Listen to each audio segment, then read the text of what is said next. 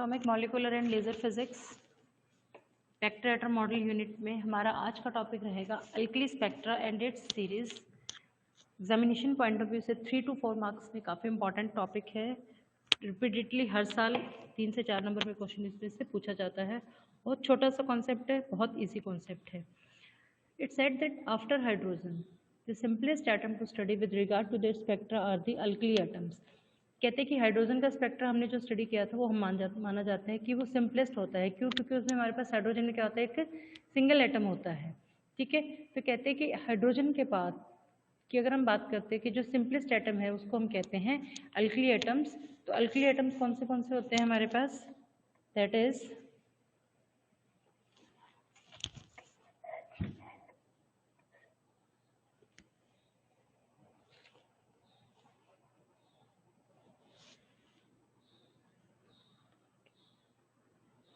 lithium 3,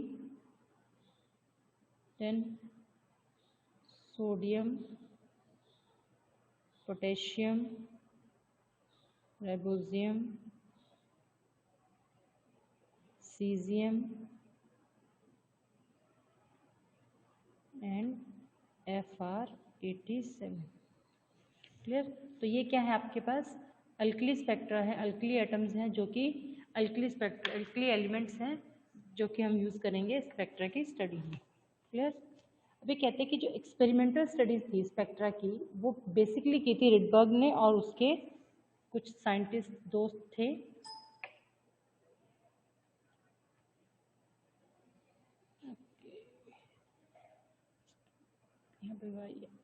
Rydberg और उसके associates थे जिन्होंने अल्कली स्पेक्ट्रा की स्टडी की थी।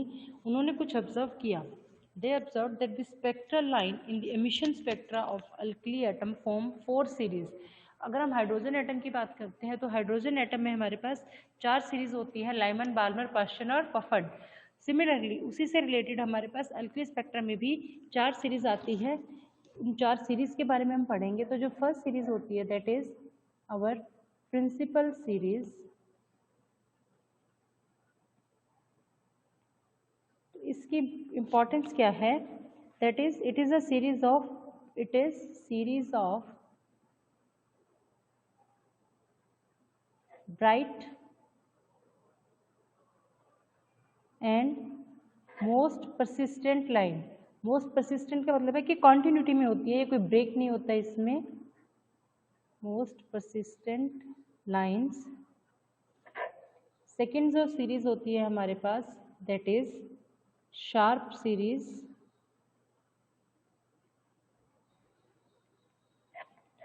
It is series of fine line. Series of fine lines की बहुत फाइन लाइंस होती है, ऐसा नहीं होता कि ऊपर नीचे लाइन जा रही है हमारे पास। थर्ड जो सीरीज है that is known as diffuse series. और इसकी जो इम्पॉर्टेंस इफेक्टिव फीचर्स है that is comparatively broader lines की थोड़ी सी लाइन जो होती है इसकी चौड़ी होती है, ब्रॉडर लाइंस होती हैं। और फोर्थ जो हमारे पास सीरीज है that is known as fundamental series.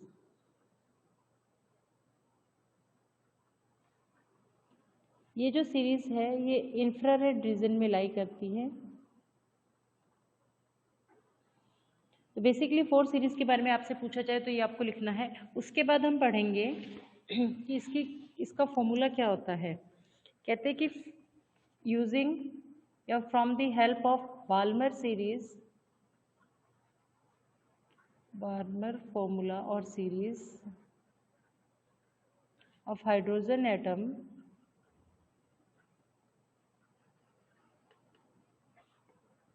कौन सा फॉर्मूला था बाल्मर का कि न्यू जो था frequency is equal to nu infinity minus R divided by n square. ठीक है, ये क्या था हमारे पास? हाइड्रोजन एटम की सीरीज। ठीक है, इसको देखते हुए रिडबर्ग ने क्या किया, रिप्रेजेंट किया alkali spectra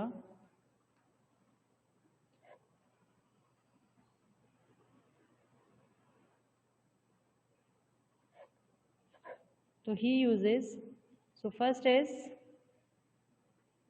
for principal series,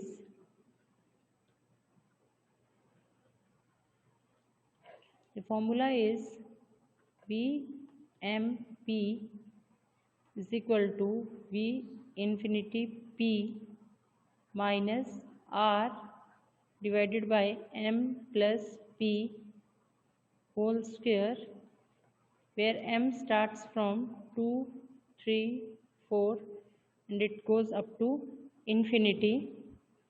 Now here this V infinity, these are the wave number of convergence limits of corresponding series, कि कहाँ से लाइन आपकी कन्वर्ज हो रही है, जो सीरीज आपकी कहाँ पे कन्वर्ज होगी, जो कन्वर्जेंस लिमिट है पर्टिकुलर सीरीज की। क्लियर? तो वी इन्फिनिटी वो डिपेंड करती हैं and these are fixed terms.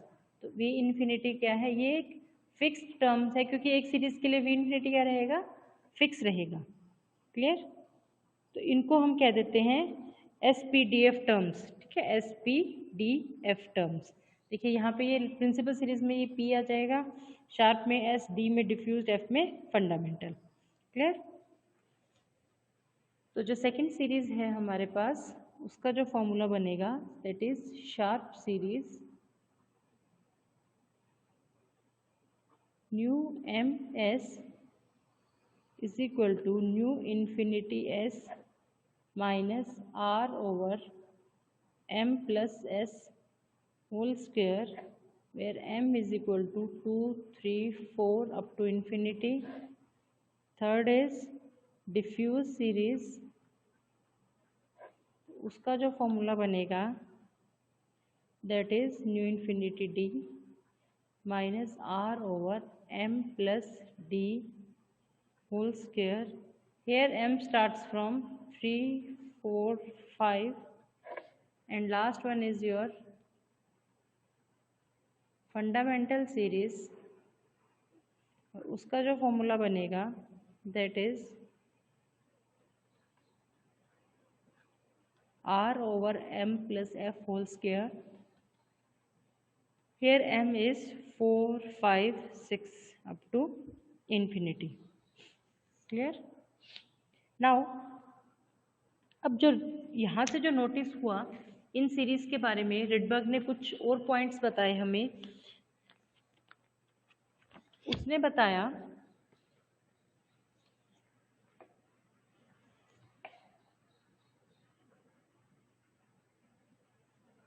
Rydberg noticed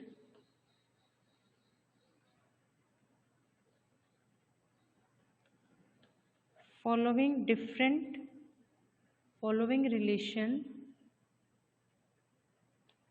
between these series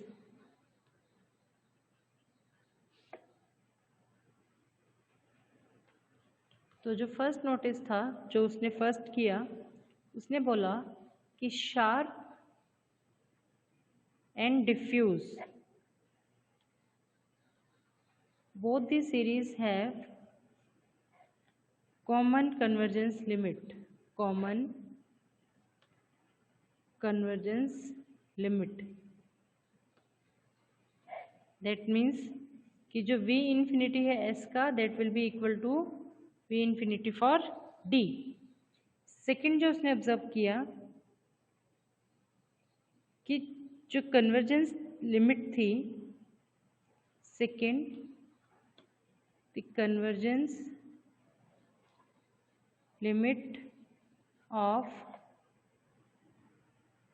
sharp series and diffused series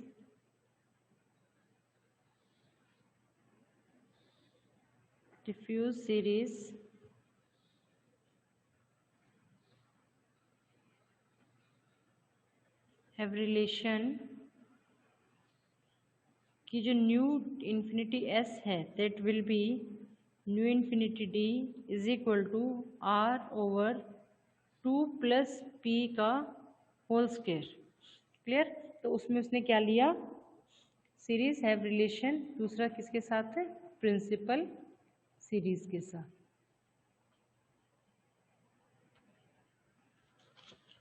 जो थर्ड था हमारे पास, जो थर्ड रिजल्ट उसने फाइंड किया, he find that v infinity to p, that is the convergence limit of p series, that is principal series, is equal to r over 1 plus s whole square। और fourth जो उसने लिया कि v infinity एट्स fundamental is equal to r over 3 plus d का whole square. तो ये चार जो रिलेशंस थे हमारे पास, इन चारों को कंसीडर करते हुए फर्स्ट कि v infinity for s is equal to v infinity for d, nu, this is the convergence limit, this relation, then this relation and this relation. Using these four different relations, we find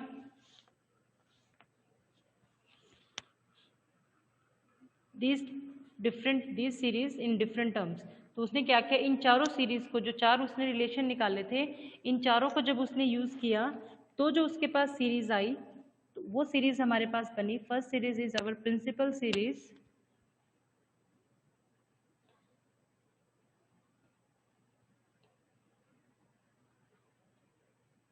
तो उसमें relation क्या बना, V M P is equal to R over 1 plus S whole square minus R over M plus P whole square. देखिए यहाँ पे क्या था, v infinity p था, यहाँ पे हमारे पास क्या था, v इन्फिनिटी p था, और v इन्फिनिटी p की वैल्यू हमने, जो रिलेशन हमने निकाला था वो क्या आई थी कि v इन्फिनिटी p किसके इक्वल है, r ओवर 1 प्लस एस के होल स्क्वायर के इक्वल है। तो ये यहाँ पे हमने वैल्यूज पुट की, तो ये हमारे पास प्रिंसिपल सीरीज आ गई। सिमिलरली जो हमारे पास शार्प सीरीज बनी,